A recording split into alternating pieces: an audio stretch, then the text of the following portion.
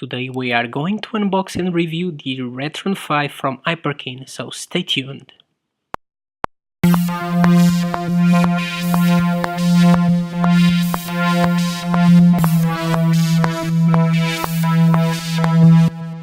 Welcome back guys, and welcome to another unboxing and review. This time we are unboxing and reviewing the Retron5 from Hyperkin. Due to the fact that I bought the Retron5 abroad, I had to leave the box behind because I wasn't able to fit it on my suitcase. So I only have some photos of the box, but I think it's enough to give you an idea in how everything was packed inside. This is how the box looks like. And I have to tell you that the quality of the box is extraordinary when comparing it with my previous review of the Sega Genesis clone. The box was very strong and very difficult to suffer any damage. So I think it would be a good console with the box to be sent through the post mail. Here the box, you can see the box from a different perspective. And the back of the box as well. It's really a shame that I couldn't take it with me. When opening the box, you can see everything very well accommodated. Console, controller and a battery very well protected, and once again the box inside is more robust when comparing with the Sega Genesis clone that I reviewed before. I spared you the hours that I was flying, and now we are back home. Continue the unboxing. The console comes well protected inside plastic bubbles. So let's grab the console. Feels light and a bit cheap. So here we have the Game Boy Advance slot. Let's see around. Okay, so you can connect a Super Nintendo and the Sega Genesis controllers. Well, I like this possibility. In the back you have the HDMI connection and the power. In terms of slots, you can use, as I said before, Game Boy Advance, Nintendo, Super Nintendo and Genesis cartridges. As I already said, you can connect other controllers, but let me show. So here you have the Super Nintendo connection for the controller and the Genesis. Moving on.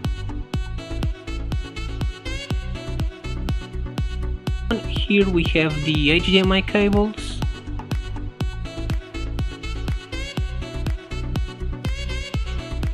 The controller is worse than I was expecting. It's the worst I ever saw. The Sega Genesis clone system had a much better one. It has such a bad feeling and it looks so cheap. I will not use it to play any games, this I guarantee you. Power cables and a battery here.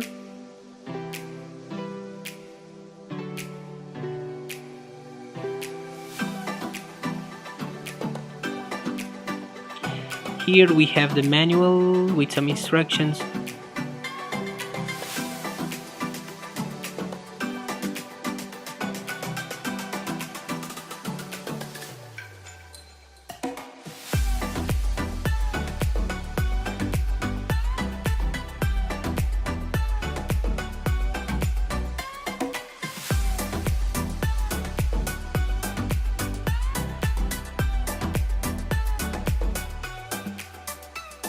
Oh, and some nice stickers.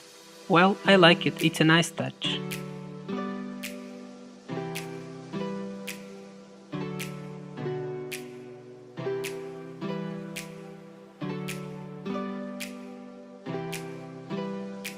Now for the games. I will be testing Mr. Nuts for the Super Nintendo, a reproduction card of the Mega Man Wily Wars for the Genesis, a multi-card for the Genesis that I was that came up with a clone system that I reviewed before, Sonic 1, Demolition Man, and Street Fighter 2 Championship Edition.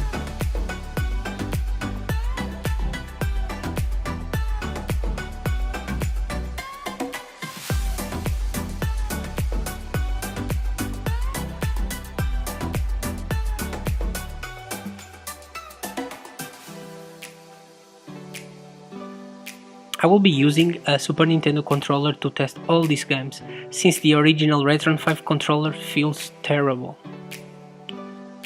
If you feel like using the original controller that comes with the Retron5s, you can recharge it fairly easy with a micro USB.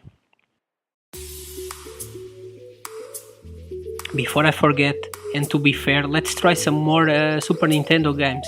So here I have Super Mario Stars for the Super Famicom and Super Mario World also for the Super Famicom. So here we have Sonic 1 for the Genesis.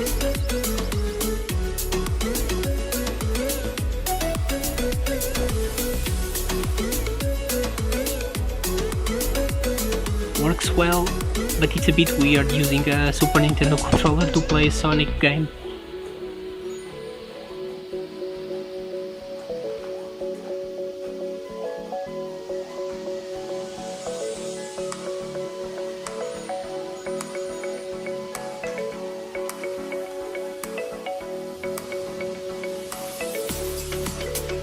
Here we have Street Fighter 2, and if you remember correctly, on the Sega Genesis clone system, for some reason this game wasn't working, but here it works fine.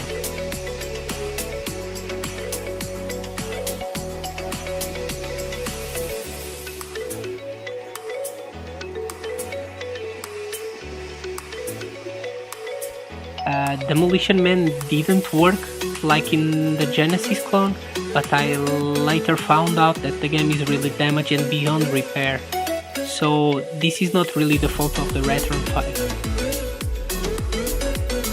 The 6-pack game that came with my original Genesis works well, and while I will be trying some Revenge of Shinobi.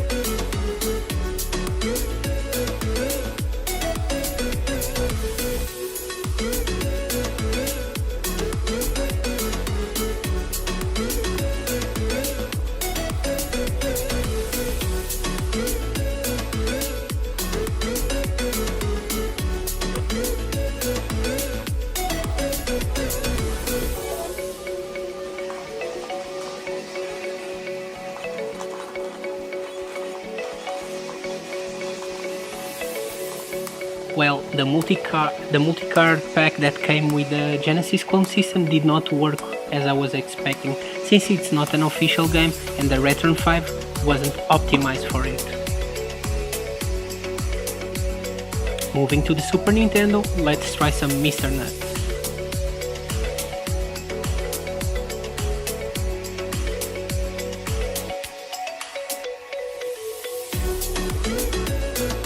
Oh yes, this feels right.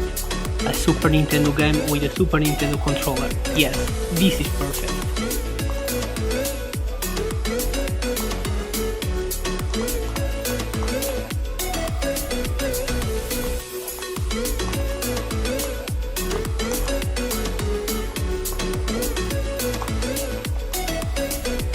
I love myself some Mario, so let's try Super Mario World for the Super Famicom.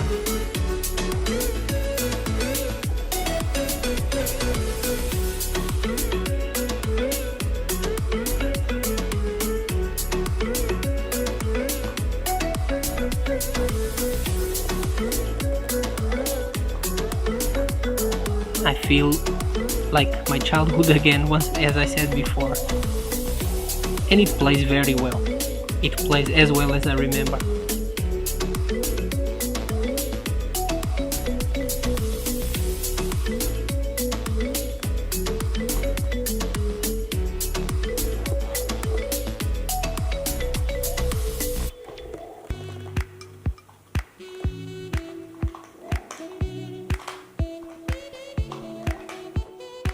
Last but not least, let's try some Super Mario All-Stars for the Super Famicom.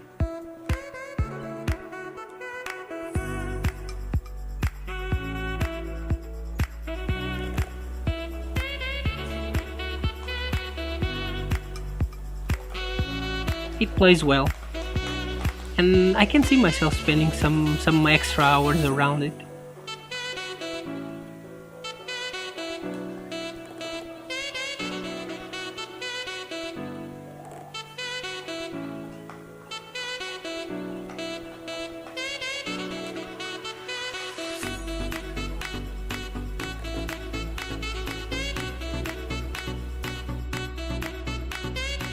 As a final note, I would like to say that I paid around $150 for the console, which is not a lot when you think about all the systems that you can play with: Nintendo, Super Nintendo, Famicom, Super Famicom, Game Boy Advance, Genesis, Mega Drive, and with an adapter you can even play Master System games. So I would say for a $150 machine, you can play pretty a lot of games out there. Keep in mind that the Retron5 is doing emulation, and it's not really reading the cartridges directly. Instead, it's reading the cartridges and putting into memory, and after performing an emulation of the loaded games. So maybe this will not be a product that all the hardcore retro gamers will want to have. Some remarks: I feel that the games are difficult to take out from the console when compared with the Sega Genesis clone system. The grip is huge, so be careful when pulling out the games. And as I said before, the console feels overall a bit cheap. The control, it's horrible, and I do not recommend it. Another thing I realized is that the Retron5 doesn't stretch the games, leaving the original 4x3, which I like it. And if you remember correctly, on the Genesis clone that I reviewed, the console was stretching the games. So I do think that you benefit more from the original 4x3. You will not be able to play any multi-cart or EverDrives here, since these were not officially released, and only official released games will be supported by the Retron5. So whom is the Retron5 target audience?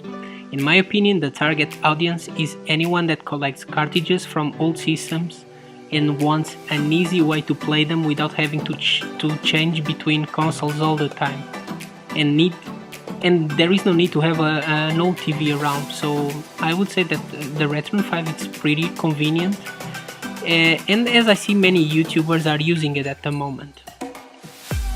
And this is it, guys. And what is your opinion? Is the Retron5 something that you would consider to buy? Please feel free to give me your opinion on the comment section. I hope you like this unboxing and review of the Retron5, and feel free to follow me on Twitter. Until next time. If you like this video, please make sure to subscribe to the channel and like.